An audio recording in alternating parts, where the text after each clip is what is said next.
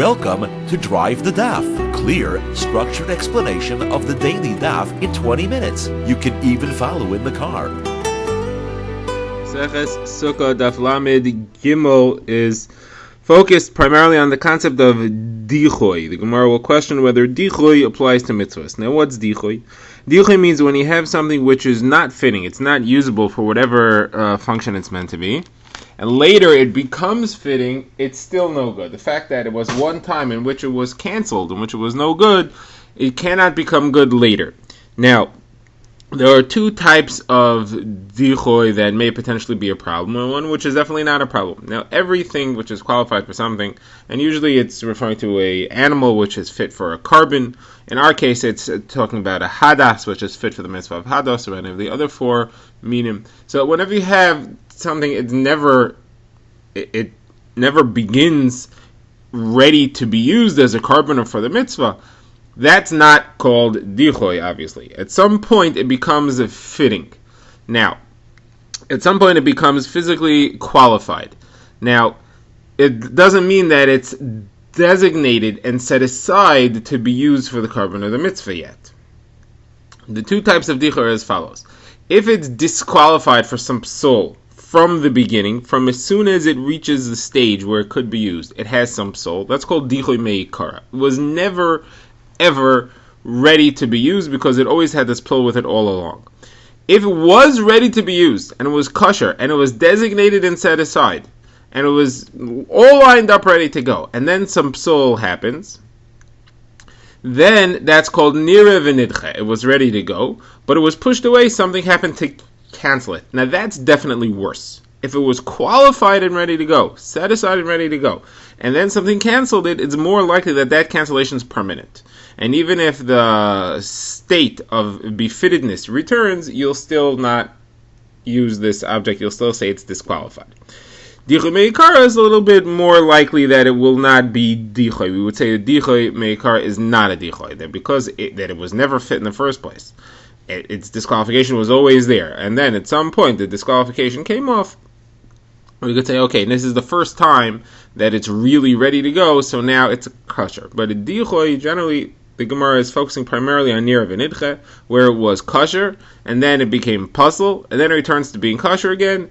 Does that mean that I could use it, or once it had a puzzle time after its original kashrus, it's nira v'nidche, and therefore it's puzzle. Now, generally, we find the concept of dichoy by karbanos. That's if you have a certain animal that's makdish, the concept of carbon, the kedushas carbon was put on it, and that's nira, and then it gets a psul, that's dichoy, so we say that it's nidche. And there's machlokes if it could have nidche while it's alive, or only after shchita, but that's not the sugi here. So that's where the concept of dichoy generally comes into play. That's what's usually applied. A carbon which is qualified, has kedusha, and then gets a psul, even if its psul falls off and is taken away, it's still considered dichoy and you cannot use it at all. Our question here is, does dichoy apply to mitzvahs? They have a certain object which is qualified for a mitzvah, and then it gets a psul, and then the psul comes off. Do you say that it's still unusable because it's dichoy, or do you say, no, now that the psul's gone, I can go ahead and use it again? The Gemara is going to discuss both aspects of it. Nira v'nidche, where it was kosher at some point, or dichoy meikara, where from the time it came to readiness, it always had this psul writing on it. So the Gemara begins by referring to the case of a hadas that's niktam reisha. The top of the hadas is cut off. Now that psul could go away on its own. How so? If one of the fruits, one of the berries that grows on a hadas grows out of that place where the top is cut. Now you don't have a cut off part of the hadas anymore because the cut off part is not there. There is a fruit that's growing there instead. So the hadas is a complete hadas. So the question is, here, do we say that it's dichoy or that it's not dichoy? And the question is, does dichoy apply to mitzvahs or not? Do you have the concept of dichoy on mitzvahs or not? So the Gemara says, well, let's try to determine it from a Mishnah, which is discussing the mitzvah of kisei adam. The halach is when you shecht a wild animal or a bird, you have to cover the blood. Now, if the blood got covered on its own, so the mitzvah is not available anymore. Let's say the wind blew the sand onto the blood that was lying on the floor. You cannot do the mitzvah anymore. That's a dichoy. It's disqualified now. Now, this dichoy is slightly different because this is a dichoy lekula. This takes you out. You're not obligated to do the mitzvah anymore. It's opposed to our case of the hadas where you can't do the mitzvah with this hadas anymore. You have to go find a different one. But over here, we have a Mishnah that says that if the wind covers the blood, you cannot do the mitzvah anymore. But if the wind then blows the sand off the blood and now it's uncovered, now you could do the mitzvah anymore. And we said that you are chayav to do that mitzvah again. So the Gemara says so. This is a case of nir v'nidcha. It was qualified, then became disqualified, then became requalified. And we see that you are obligated to do the mitzvah again. So why don't we prove from there that there is a concept of that a nira v'nidcha, you could do the mitzvah. We do not say that once it's dichoy, then you cannot do it anymore. It's permanently disqualified, even if the psul goes away. So the Gemara says because the problem over there is that there it's the chumrah. There we're saying you have to do the mitzvah of covering the blood. It could be that we're just being machmer. We're saying cover the blood because we don't know if this blood is disqualified from the mitzvah or not. But in our case, you want to be able to go to kula. You want to be able to use this hadas with the berry growing out of the place where the top was cut off. Perhaps we would say, listen, I don't know if dichoy applies to a mitzvah or not, and therefore you can't use it. So either way, I cannot prove anything from there. And the Gemara says, teku, we're not going to have an answer to this question. Now, the Gemara is not finished yet. The Gemara is going to keep working on it. But that's what the Gemara says at this point. Now, the Gemara wants to say that it's actually a machlokes tanoim. The Gemara wants to base it on a machlokes between Rabbi Eliezer ben Tzadok and the Chachamim. So what happens if somebody takes off some of the berries of a hadas on Yom Tov? The halacha generally is that if a hadas has more berries than leaves, it's pasul. But if you take off some of the berries before you use this hadas, before you make it part of the lulav, before you do anything to designate it as a hadas for the mitzvah, so it's kosher, it's fine, no problem. The problem is you're not allowed to take those berries off on Yom Tov. On Yom Tov you can't do it because you're fixing the hadas. You're making it from a pasul hadas to a kosher hadas. So the Gemara says you're not allowed to do it, but what if you did? What if you went ahead and you took the berries off? So the Gemara says it's a machlokes we see in a brisa between Rabbi Eliezer ben Tzadok, who says that it's pasul, and the Chachamim who say that it's kosher. Now, you have to tie the lulav and the hadas and the rava all together as one before Yom Tov. So this is obviously tied, which means it's already part of the mitzvah. It's already designated as part of the mitzvah. So this is a case of dichoy meikara. This is a case where the psul of having too many berries was on it before it ever became part of the mitzvah. It never had a time when it was kosher to be used for the mitzvah. You tied it on, it was already in its pasul state. You designated it, it was already in its pasul state. Yom Tov began, it was already in its pasul state.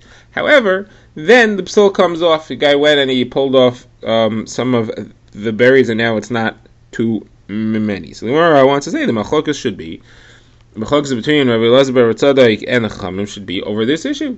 Do we say dichoy or not? Do we say that since it began b'psul, it has to stay pasul? You cannot consider it to be cut. You cannot use it now, even though the psul came off. So this is not necessarily the machlokes at all.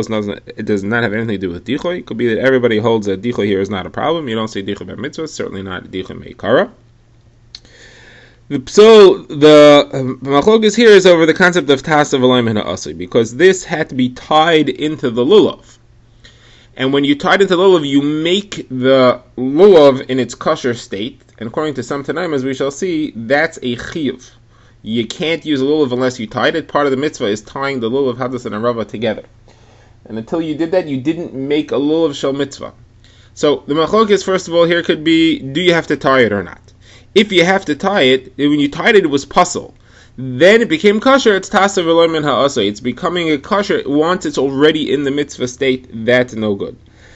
So machlokes could be, do you have to tie it or not? According to the opinion that you don't have to tie it, you didn't do anything. You didn't create the lulav as when it was pasul and then it became kosher. You don't have to create the lulav. You don't have to tie it together. It was pasul hadas, it became a kosher hadas, and now that's it. You're going ahead using it. According to the other one, you have to do an action of tying it. It's like building a sukkah. It's like making tzitzis. You have to tie it together. And when you tied it, it was pasul. Tasav Levan also says you can't make it in psul and then it becomes kosher. Now, the other way of understanding this machlokes that has nothing to do with dichoy is that everybody agrees you have to tie it. The question is there a psul of tasav leim and asay by the dalad minim? It only says tasav leim and asay by the sukkah. Now, it says you have to make the sukkah. By the Daled Minim doesn't say that. The question is, do you learn a Gzeir Shava from sukkah to Daled Minim that you have to tie it and it has to be done when it's proper, and otherwise it's Tasa V'loi Min Ha'aseh. The Gemara now just concludes this discussion, at least for now, by fleshing out in full the machlokes between Rabbi Yehuda and the Chachamim as to whether or not you need to tie the lulav in order to be Yoitza the mitzvah. The Gemara brings a brisa. The Chachamim hold lulav does not have to be tied together with the hadas and aravos. Rabbi Yehuda says you do have to tie it. Rabbi Yehuda learns a Gzeir Shava from the word lekicha used in the concept of lulav, and the word lekicha used in the bundle of ezav, which you're going to use to dip in the paraduma water. Just like over there, you have to tie them together. We know that's the halacha. Here also, by the Daled Minim, you also have to tie them together. The Rabbanan do not hold of such a Gzeir Shava. You can't make up your own Gzeir Shavas if you don't have a Masorah that there is one. The Gemara says, who's the author of a brisa that says that there's a mitzvah to tie them, but it's not obligatory? It doesn't seem to fit with either opinion. According to one, we said that it's a mitzvah, that's a chiyuv, and one we say you don't have to do it at all. Who says it's a mitzvah? The Gemara says that's the Rabbanan. Hold that there's no chiyuv, but there is a mitzvah, and the mitzvah is not because of the mitzvah of tying, it's because of the keli v'anveyu. It has to be beautiful. Okay, now the Gemara takes a brief break from the discussion of dicha. We're going to get back to it. The Gemara discusses the next phrase in our Mishnah, which had said that if the berries on the hadas are more than the leaves, it's pasul. So the Gemara quotes Rav Chizda, who says that Rabbeinu Hagadol, which Rashi identifies as Rav. Here in other places he says that it's Rebbe, but here it's Rav. So Rav Chizda says Rabbeinu Hagadol, and he adds, and Hashem should help him, said that it's only a psul if all the berries are in one place. But if they're scattered around the hadas, it's not a problem. So Rava argued on this. Rava said, no, if it's scattered around, it's worse, because then it looks spotted. Spotted is a psul because it looks ugly. So the Gemara says a different version of what Rav Chizda said is that he said that it's only a psul if the berries are black. At some point, the berries turn black. They start off green or perhaps red, and then they turn black. So if the berries are black, it's a psul because it's different color than the rest of the hadas. If they're green, the hadas does not look discolored. It's okay. Rav Papa says if it's red, then it's just like if it's black. Just like we see in the halacha of blood of a nida, that red and black are both considered to be blood, because black is red that changed, red which became old or spoiled.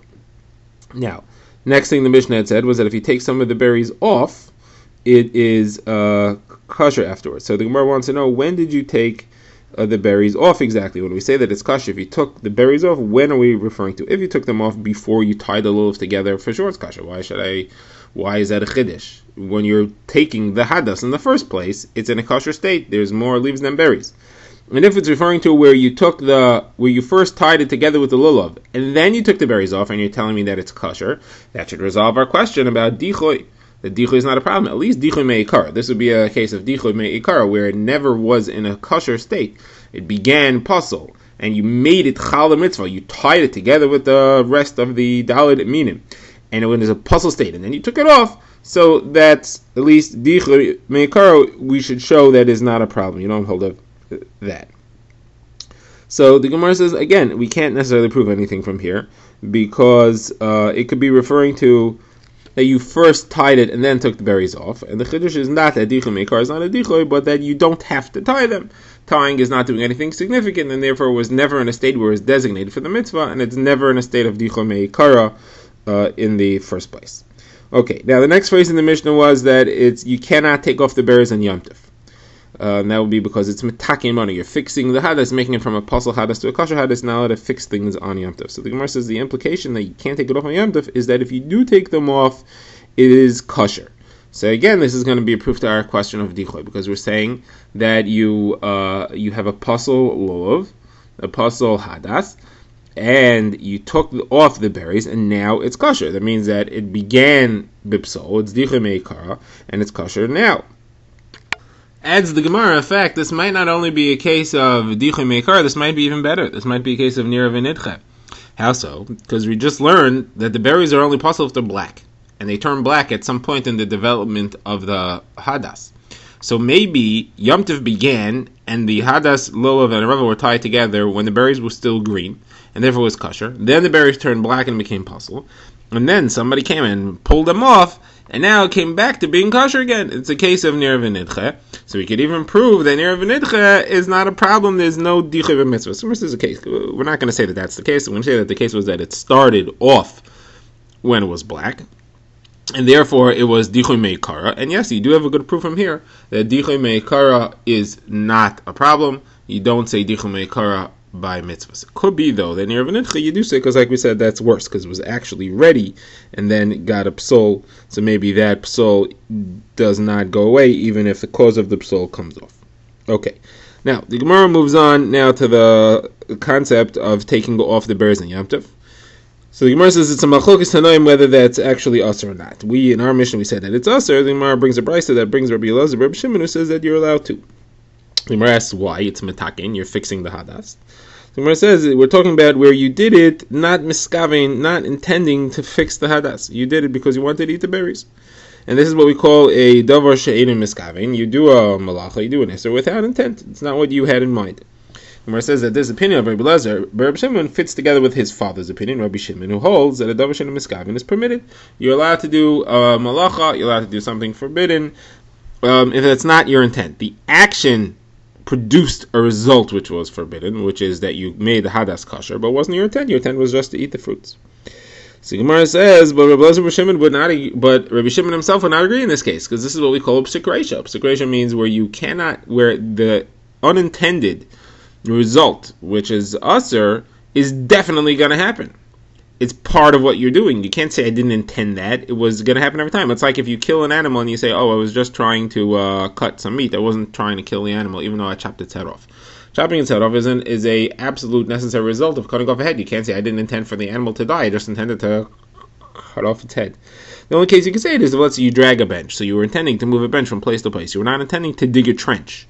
That could be because maybe the trench won't be dug. Maybe the bench is not heavy enough. But here, if you're pulling off the fruits of the hadas, you got to make it a kosher automatically.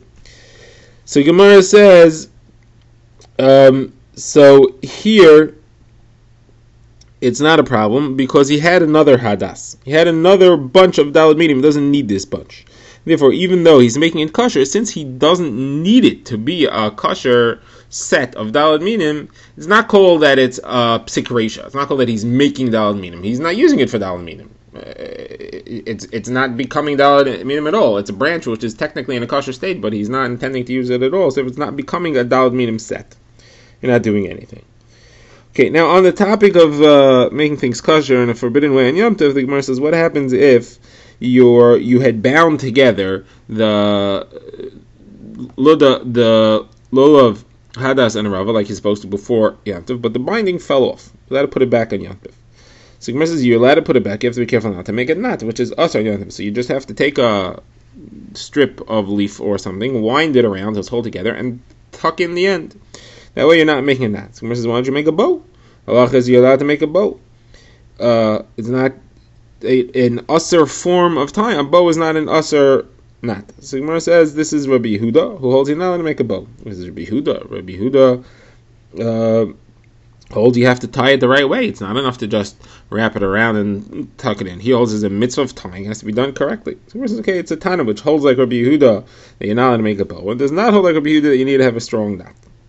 Okay, this takes us to the next Mishnah. This Mishnah now goes on from the halachos of lulav, which we've discussed, and hadas, which we've discussed, are the halachos of harava. And the first few halachos are again the same. A stolen, dried asherah or ir nidachas, or head cut off, or leaves fallen off. All these types of haravos are puzzle. A type of willow branch called a tzafzafa, that's puzzle also. Now, kosher is if it's withered, or some of the leaves fell off, or it's a arava shalbal. Shalbal means that it doesn't grow on a stream, it just grows in the hills and the valleys. Generally, aravas grow near water, but if it's not growing near water, it's kosher as well. So Gemara brings a brisa, which helps us define what an arava is. The Torah calls it arvei nachal. Arvei is plural, the willows of the stream. So the Gemara says, Arvei Nachal, the words willow of the stream, means that it grows near a stream. Another pshat is that it's not that it grows near a stream, but that its leaf is long and thin, so it looks like a stream.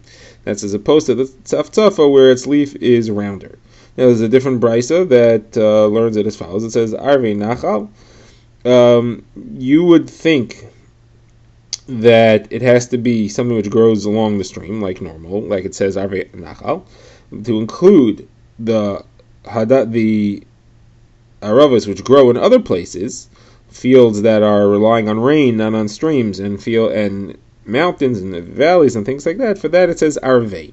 It uses a plural phraseology to include more types. Now, the Gemara says that Abba Shaul learns that the plurality of Arvei is to teach you something else, that there are two mitzvahs of Aravas. There's one set of Aravas that goes in the Lulav. There's another one that in the Beis HaMikdash they would put Aravas around the Mizbeach and circle the Mizbeach with those Aravas. That is the plurality.